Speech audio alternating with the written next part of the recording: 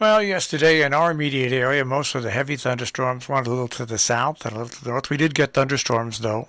We did get thunderstorms and we did get rain. Let's bring in the man with a plan, and that's Pat Pagano. Good morning, Pat. And good morning, Marshall and everybody. And more showers and storms today, but it's not going to be as hot. We stay in the 70s.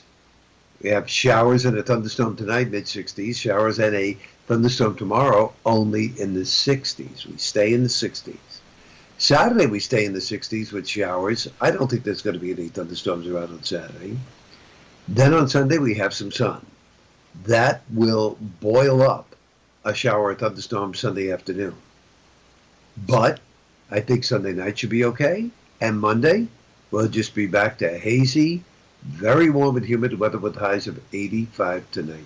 Now, Yeah. Saturday's a big day, Saturday evening. So if there's not going to be any thunderstorms, and are there going to be light scattered showers on Saturday? That's hard to say. It looks like it would be light, but you cannot rule out, some showers that would be moderately heavy. It's a very, very unstable weather pattern. So I'm thinking along the lines that if you get some sun Saturday, there's a better chance of some of the showers being heavy. If you don't get any sun on Saturday, there's a good chance that the showers will stay light. All right. So because the fireworks are going to be held Saturday, but if for some reason there's rain, there will be held Monday. And it looks like Monday is going to be a summertime type of day. Yeah, Monday should be fine. Yep. Well, that's fairly decent news, really.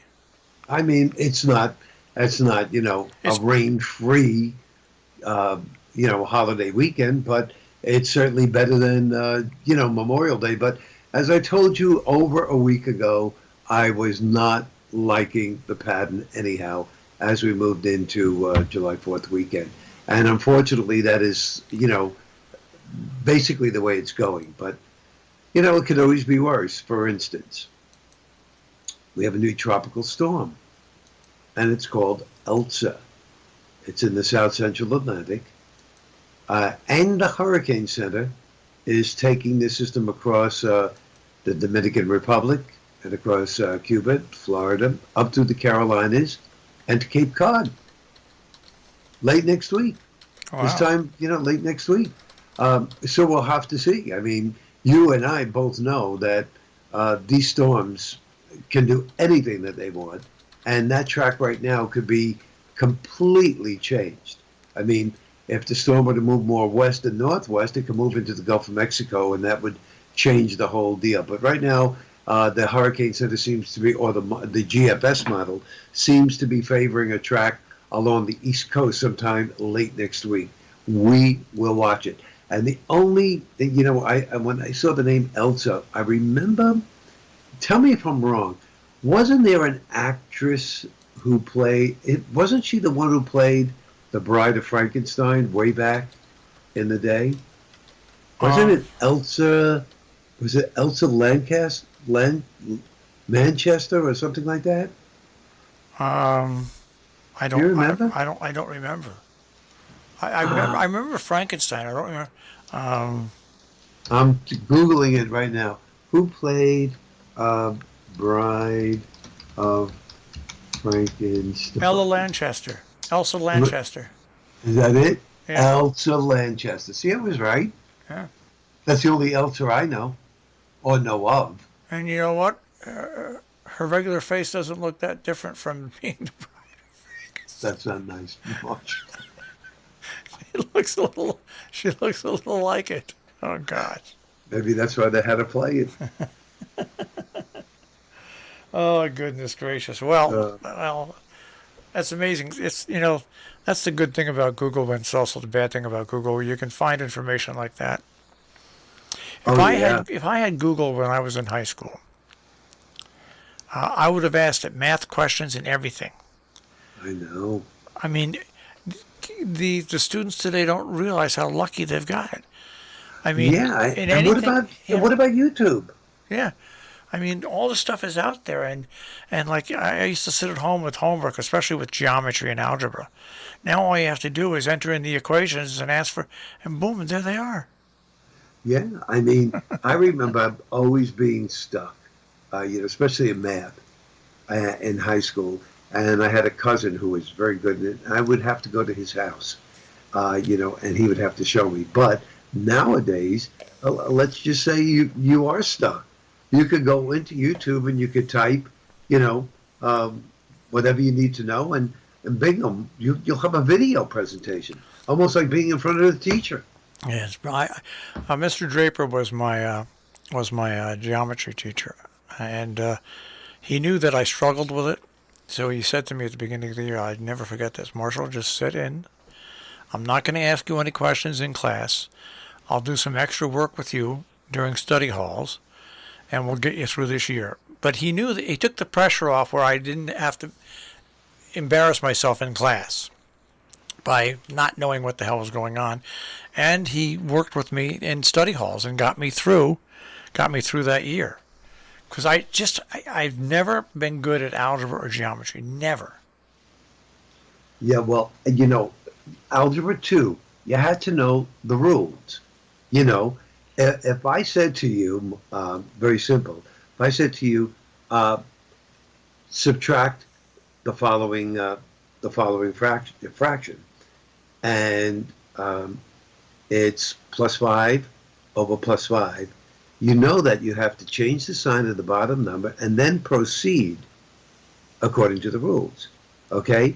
So, if you change the sign to the bottom number and it's a negative, negative 5 plus 5, now you will subtract. But let's say that originally it was different signs to begin with. Let's say it was a plus 5 and negative 5, and I said subtract it. Change the sign of the bottom number, you make it plus. Well, like signs you have to add. So the answer is plus 10. And that's, those are the things in algebra that were tricky. And then in geometry, if you memorized all the theorems, then you had no problem.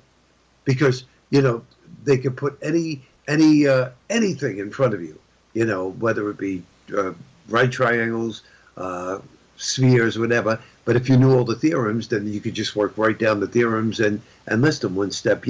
Geometry was kind of logical. I guess that's why they teach it. I don't know. I mean, do I use it now in meteorology? The answer is no. You lost me when we started this conversation. Yeah, okay.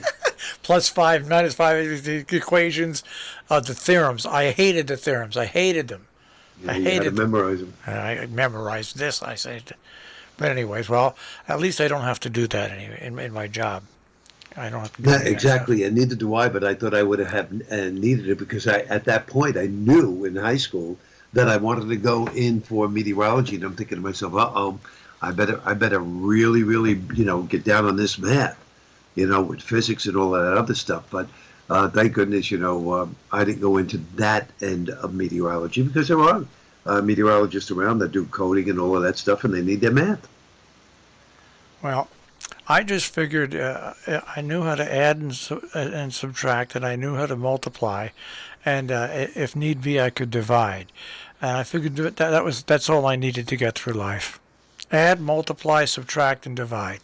And guess what? What? You did, right? And you got through life. I did. Right. I did a lot of all of it. Yeah, really. Oh, goodness gracious. All right. Well, so we've got basically a weather forecast that is not that bad, but not that good. It's right there in the middle, really. Right, exactly. And we'll see. We have one more day. Maybe it'll even get better tomorrow. I like warm weather, so it's warm.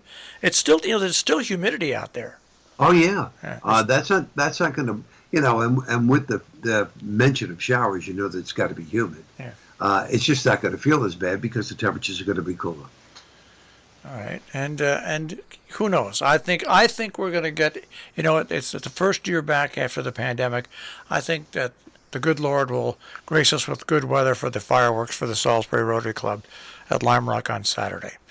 And that is still a possibility. Yeah. So that's what I'm hoping for. That's what I'm hoping for. All right, so I made something before we go. I only have a minute. I made something last night that I thought would be really good. I had some chili left over that I made, and it's just chili. My chili doesn't have beans in it, okay? And I had some leftover pasta. So I said, let me make macaroni and cheese chili. Don't do it. Don't do it. It Don't doesn't taste come out. It doesn't come out right. It just Yeah. it did not come out right, and it was a colossal fail in the kitchen yesterday. Oh, It just doesn't come out right. The chili gets washed out by the cheese. The cheese gets a. It's not the same. Like when you have macaroni and cheese, and then you add like, oh, let's say lobster in it or something like that. Everything stays. The lobster tastes like lobster, and the macaroni and cheese tastes like macaroni and cheese. But macaroni and chili, cheddar cheese, it doesn't work. So don't do it. Don't waste your time. oh, well, thank you for that. Thank you. Not that I was going to try it, but thank you. So bad even the dog wouldn't eat it. So bad it was. No, really, it's true.